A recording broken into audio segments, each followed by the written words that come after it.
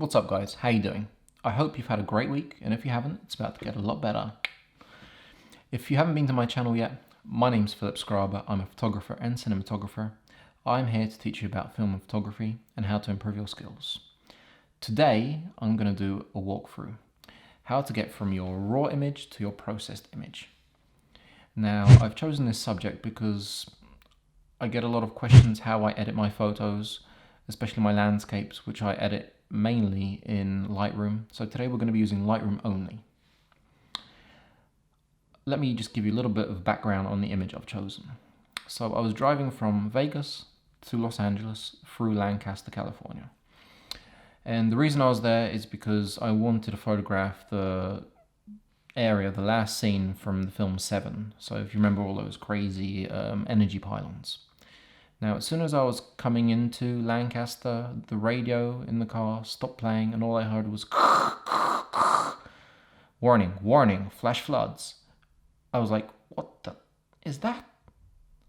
And I quickly found out, as soon as I started driving up the road in Lancaster, the skies, they just opened up. It was insane. I've never experienced anything like it. There must have been, I don't know, 20 centimeters of rain, water in about a minute. The sky is literally, I remember it like it was yesterday. It was insane. And driving to the location was extremely difficult. One, because it's impossible to find. Two, because most of the roads are dirt roads. Now, the roads going this way were fine. The roads going this way were just like rivers. I saw a Mercedes just get carried off. It was pretty scary. I had an SUV, so I just kind of put my foot down and drove through it. Now, the image I have doesn't represent what I saw that day at all. It's flat. It's got no zoom. It's got no contrast, nothing. It's just a flat image. So I want to show you how to take that flat, raw image and process it like I do, give you a little bit of a walkthrough of the way I work, and process it so it looks like what you imagine, what you saw when you were taking your photo or when I was taking my photo. So that's what we're going to do today. It'll knock your socks off. It's pretty odd because I'm filming this in Łódź at the moment, in Poland, but I'm actually in Los Angeles right now. So that's pretty cool. And I love Los Angeles. It just makes my eyes sparkle. You see that? I thought of it and I was like, oh, Los Angeles. Anyway, let's roll the intro.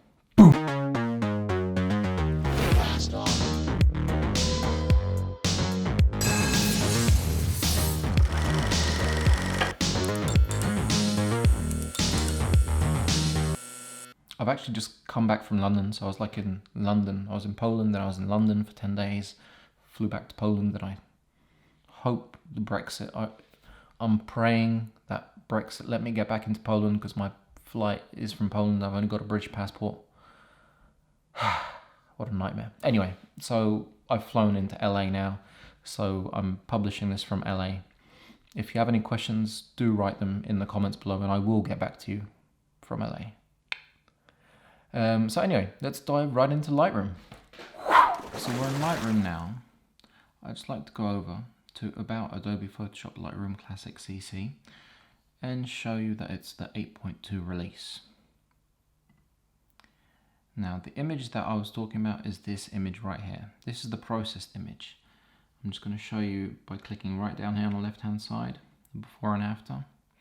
So on the left hand side, this is how I shot this image. It's not how I remember it though. That's why I processed it to look like this.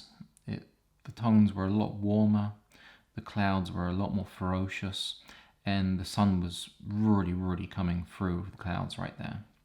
The ground right down here was very muddy, slushy, very contrasty. The sun was beating off this water and it was almost blinding me. So that's why I'd like to walk you through my process of how to get from this raw image to this processed image. Now I am working on a smart preview right here.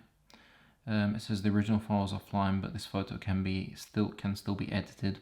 If you watch my earlier film on how to turbo boost Lightroom, that's all about smart previews. So this is a pretty cool feature. So I'd also like to show you, this is the location for the last scene in film 7, with all these energy pylons. It's pretty magnificent, really. And this is what I was talking about. It really just started to come down here. It was absolutely incredible. I've never seen anything like it. It was a river. This car turned back. I had a Mercedes right in front of me that just got carried away.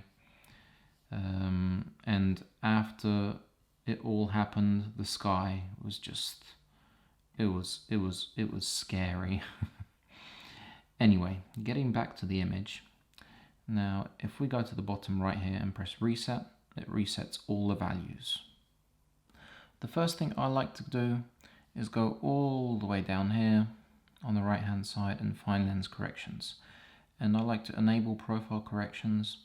It most of the time automatically finds your make of camera, model of lens, and as you can see there's a little bit of difference. On some cameras and lenses it will be a little bit more dramatic, but here it's not too big. It gets rid of a little bit of vignetting and it straightens out the warping here. And then I like to go back up to the top, and I like to just have a look at my image and see exactly what I have and what I don't. I like to give it a little bit of a tweak just before I do anything. So I'll take the highlights normally up or down a little bit to see what I'm working with here. Get a little bit those shadows get out, a little bit, so the detail comes out a little bit. I always look at my histogram here so you can see if the highlights are way out there or if there's nothing there. Same with the blacks. So it's always worth looking at your histogram to see that you're working with the full dynamic range here that you have in your image. So to get my clouds as dramatic looking as I remember them, I normally go to the graduated filter right here. If you click it, and you can change exactly what's about to happen with this filter when you use it. So say we go down to about 1.5, and I pull the filter down here, you can immediately see what's happening with the sky. You can obviously play with it a lot more. For me that's way too light and that's way too dark, but I remember the sky being quite dramatic, so I'd make it a little bit darker, and I'd pump up the contrast just to make it a little bit more scary, and maybe get the blacks in a little bit so it looks like really powerful storm clouds. Now you can go up with the clarity as well, and it will bring out all those beautiful details in the clouds. So that already looks pretty scary to me. Now if you go down here, you can press show selected mask overlay, so you see exactly what is being affected. So say I'd like to get it to right about there. For me that's perfect. There's a little bit of this mask coming on the mountains which I don't want. So what you do is you go to the right hand side here and you press brush, and you can go down to erase. I have it on auto mask, and if you just start slowly erasing here, you'll see that it will perfectly erase the mask right where it hits the mountains, so you usually won't overlap. The auto mask is usually quite a good feature if there's quite a lot of contrast between the light and the dark. So I can turn it off. You can also turn the selected mask overlay if you just hover over your point right there that you created. So that's quite a cool feature. So now my mask is on there, and it's only affecting the sky, so we've masked it off from the clouds. And what you can do is add a little bit of warmth to those clouds, just like I remember that day. So that's quite a bit warmer. I mean, you can go colder, but I remember it being quite warm, and I kind of like how it matches the earth down here. Maybe add just a little bit of green. There we go, that's perfect. Now, this mountain range here, I'd like it to have a little bit more contrast. So what you can do is you can go into your adjustment brush, make it a little bit smaller.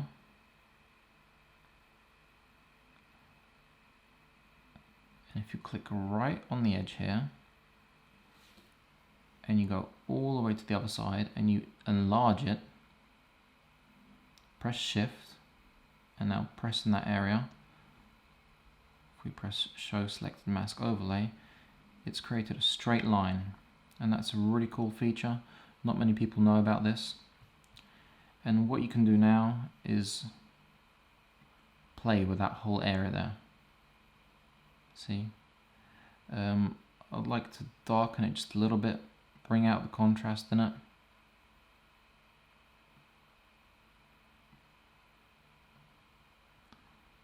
Add a little bit of clarity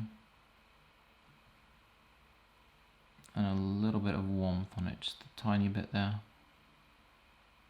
There we go. And I would also like to add the graduated filter on the bottom here. So I'd pull it up once again, just a little bit higher. And what I'm going to do here is make this a lower graduated filter on the ground. I'm going to add a little bit of contrast, and the clarity I'm going to pop up quite a bit. So you can see what's happening there.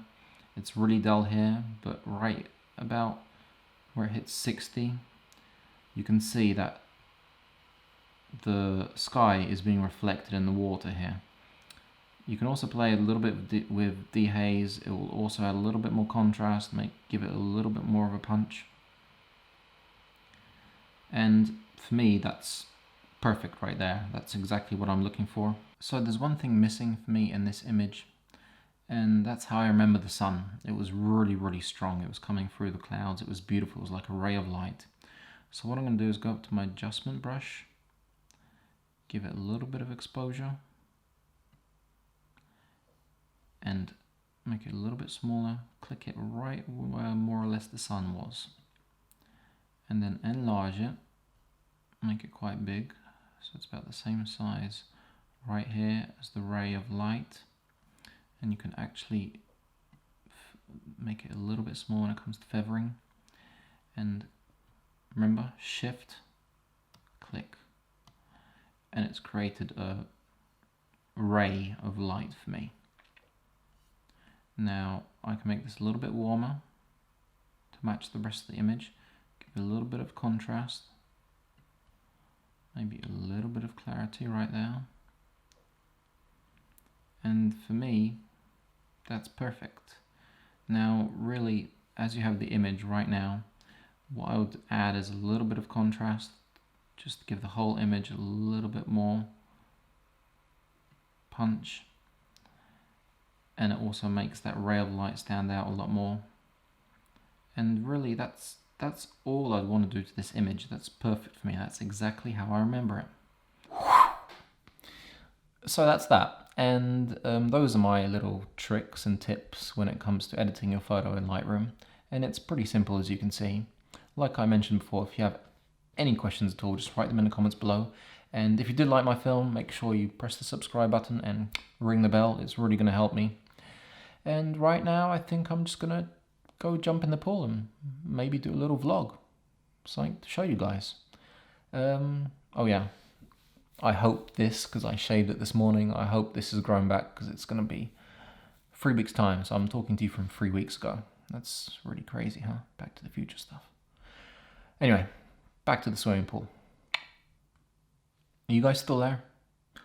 Also, this hat, I bought it in Universal Studios last year. It's really, really tight. You see that? It actually hurts to wear, but I really love it.